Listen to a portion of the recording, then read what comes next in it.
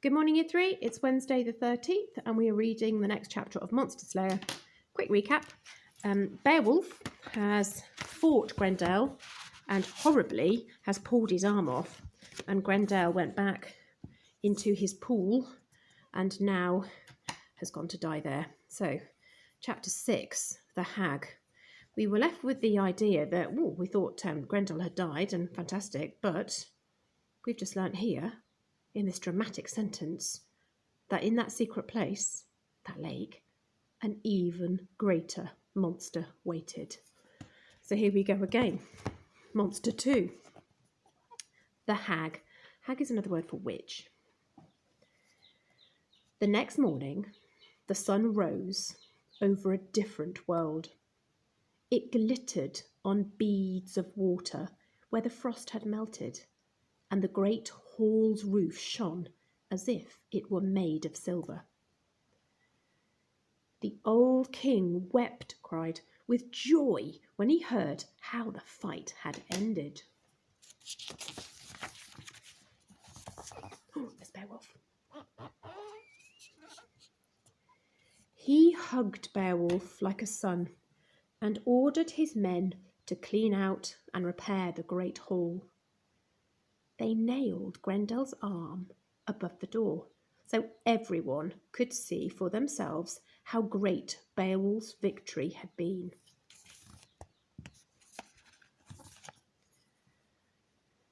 As the news spread, so Beowulf's fame spread. He was showered with gift after gift in thanks, a sword with a golden handle, a helmet embedded with jewels, 7 of the finest stallions, horses, in the land. The villagers came out of their hidey holes in the forest, and now there was food and music again. People drank themselves dizzy. They wore themselves out dancing. Then, after the feast, they returned to their homes for the first time in years.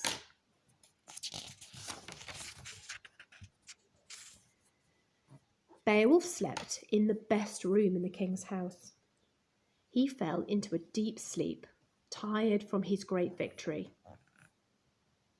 But then something new stirred out in the fens and the marshland. Again, evil was abroad. Pools bubbled with poison, and the hag appeared, the first and most terrible witch in the world. It was Grendel's mother, rising to seek her revenge on those who had killed her son. The hag came that night. She loped, it's kind of like a heavy walking, she loped along the paths in the marsh like a hungry wolf. She was bent double with age, yet she was almost still twice the size of a human being. She swept into the village, blind with grief and rage. "Who killed my son?" she howled. "What man killed him?" But her fury was so great that no one could speak. She dragged them from their beds and sank her teeth into their necks and silenced them forever. And then she was gone again with a trail of death and destruction behind her. When an old man who had escaped the hag described her to the king remembered the old story, of how Grendel's mother lived deep below the lake in the marsh, and he knew that it was she who had caused such mayhem. Mayhem means chaos, terror. The king called for Beowulf and begged him to try and destroy her, as he had destroyed her son.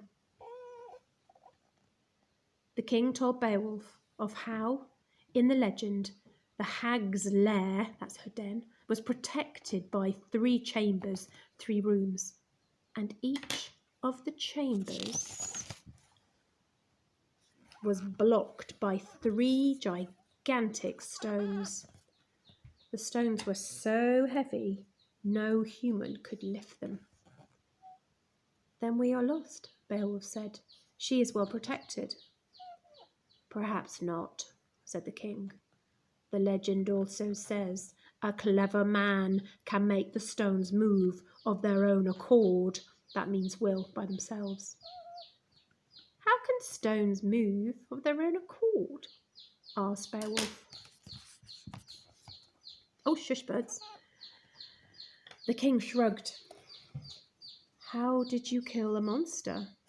"There are many things in the world we cannot explain, Beowulf. You must try for all our sakes," he said. And so Beowulf left the king and his people to care for the wounded, and he set off alone to find Grendel's mother. She had left the village so covered in blood that her tracks were easy to follow.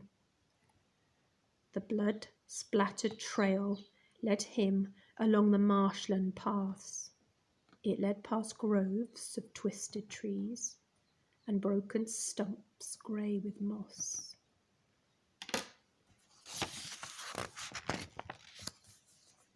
Oh, that's a raven. Spooky bird. Rats scurried along the path ahead of him.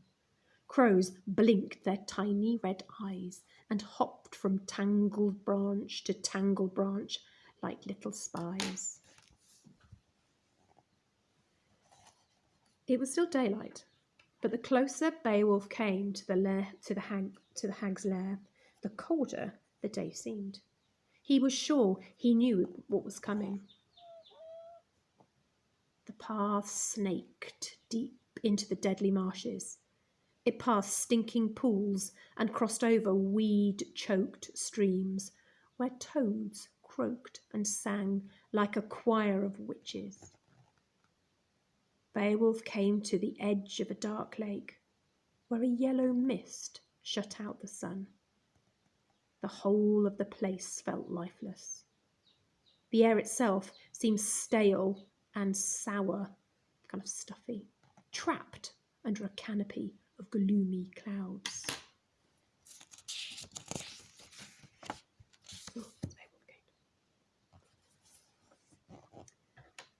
Near the middle of the lake, he saw Grendel's nest, abandoned now. Beowulf's heart drummed fast as he prepared to face the hag. He clipped on his vest of chainmail. That's like a protective armour. In his belt he hung a sword hardened by the blood of battles.